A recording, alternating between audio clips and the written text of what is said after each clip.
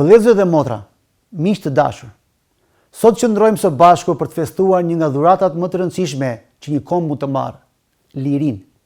Dita e Pavarësisë nuk është vetëm një datë në kalendar, është një kujtesë për guximin, sakrificën dhe shpresën që ndërtoi kombin ton. Paraardhësit tanë ndërruan për një tokë ku njerëzit mund të jetonin me dinjitet, të flisnin pa frikë, të adhuronin lirisht e ndërtonin një të ardhme për fëmijët e tyre. Ëndra e tyre nuk erdhi lehtë. Ajo u pagua me luftë, unitet dhe vendosmëri të palëkundër. Sot ne nderojmë trashëgiminë e tyre.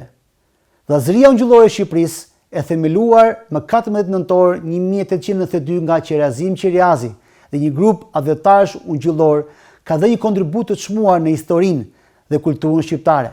Të figurat që kanë lënë gjurmë janë Petronini Luarasi, Grigor Cilka, Kristo Dako, Motat Qeriazi dhe Konstantin Kristoforidi dhe të tjerë që kanë kontribuar në arsim, gjuhë, kulturë dhe ndërtimin e identitetit kombëtar. Pavarësia nuk është vetëm historia e të kaluarës, është një përgjegjësi për të tashmen dhe një premtim për të ardhmen.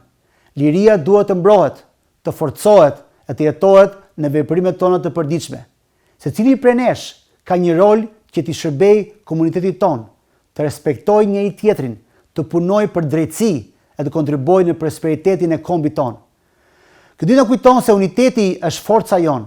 Kur qëndrojmë së bashku, jemi të pathyeshëm. Kur besojmë në vlerat tona të përbashkëta, mund të kapërcejmë çdo sfidë.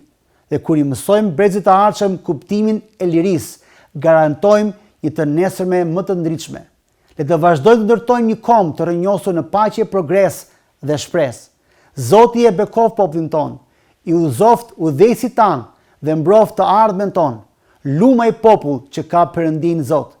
Si shpëtori i Perëndis dhe i njerëzve, dua të kujtoj që leadershipi nuk matet nga forca, por nga integriteti, dëmshuria dhe shërbimi.